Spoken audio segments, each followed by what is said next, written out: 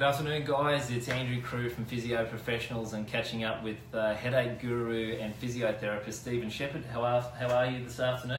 Great, thanks Andrew, really good. Awesome. So look, we had a lot of questions last week and this week after last week videos about cervicogenic headaches and migrainous headaches, and people really wanted us to quickly touch over sort of basic anatomy and the triggers and all those type of things. So Stephen, I thought we could start today and ask you some basic questions about sort of, you know, the neck, and then go through the triggers and those type of things. So look, can you explain to the guys about the neck and the relationship between headaches and maybe show them the anatomy behind that?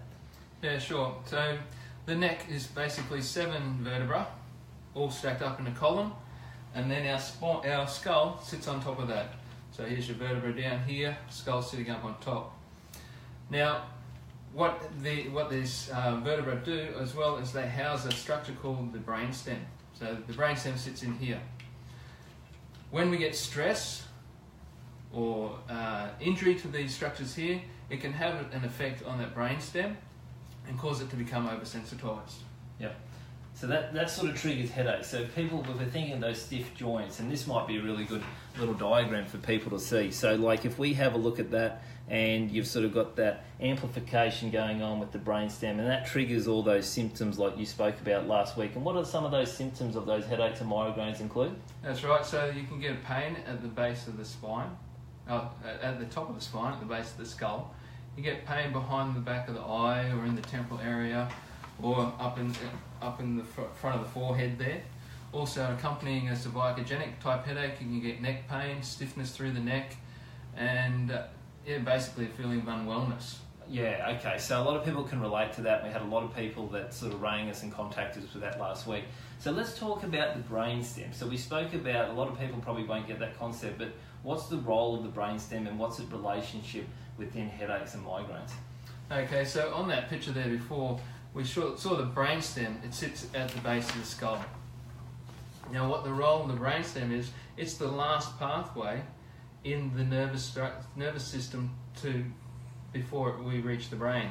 So its job is to sort out or filter different signals that are coming through the body. Now sometimes our brainstems can become oversensitized. When that brainstem becomes oversensitized, it's a little bit like an amplifier. We've got an amplifier switched on and the microphone's on the other end.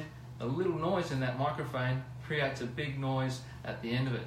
So an oversensitized brainstem, we get an overactivity of the messages coming up to the brain.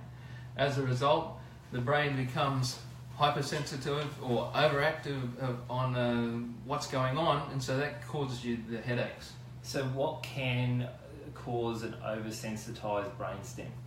Okay, so again, it's an accumulative type response.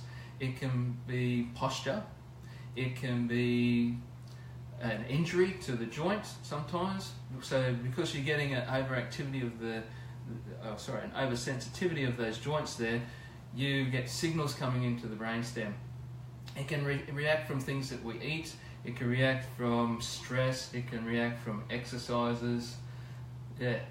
And a lot of the treatment techniques you do, that like you can show someone straight up within a couple of minutes if that is the case, from palpating those top 3 joints and seeing if that's a trigger or not, isn't it? That's right, Andrew, yes. So we use techniques in room where we stimulate or cause a pressure on those areas, and in response, if the brainstem is involved there, pushing on those joints will react the brainstem, and as a result the patient will get a headache. Yeah. So that's the whole thing. We were coming back last week saying that 80% of these type of headaches are caused by sort of a dysfunction in the neck and then an oversensitized or amplification of the brainstem. That's right, Andrew, yes. Now a lot of people said, what's the relationship between poor posture and headaches? So could you just go into some basic stuff around about that, and so people can sort of get their head around that for us? Sure, okay.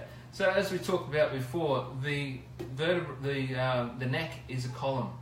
Okay, so if I've got a weight and I'm holding this weight, so I've got a bowling ball in my hand here. If I've got this bowling ball in nice and close to my body, my muscles aren't having to work very hard to keep that up. Okay, right. It's not causing a lot of stress on me. The further out that weight goes, the more activity that these muscles have to produce to counterbalance that weight.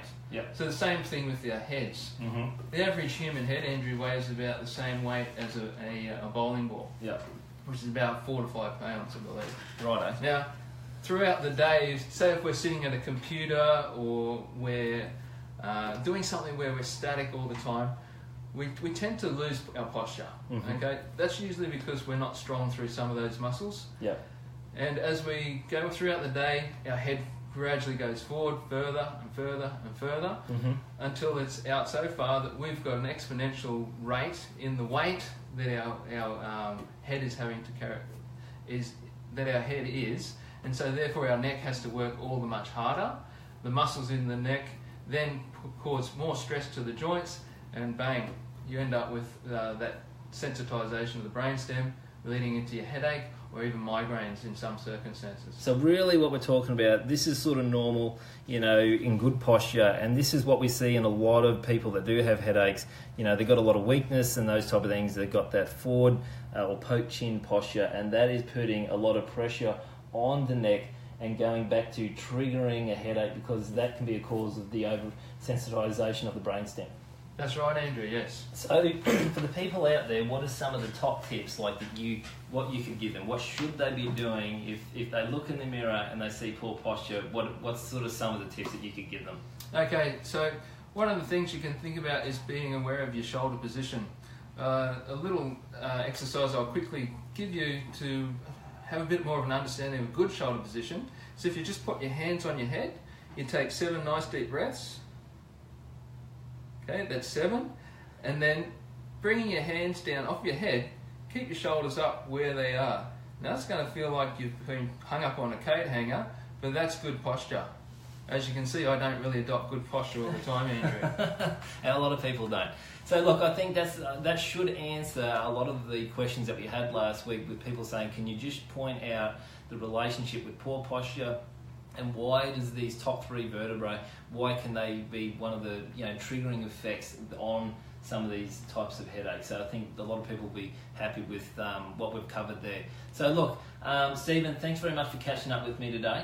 Now, for all those people that are interested in your free offer, all they need to do, if you just comment yes below, and I'll put up the link there for you guys to be in contact with Stephen. So look, Stephen, thanks very much for catching up with me today, and great. Everyone out there today. We'll touch base with you next week and carry on with some more information about some headaches and migraines. But thanks for your time, Certainly. and guys, we'll all see you next week. All right, thank you.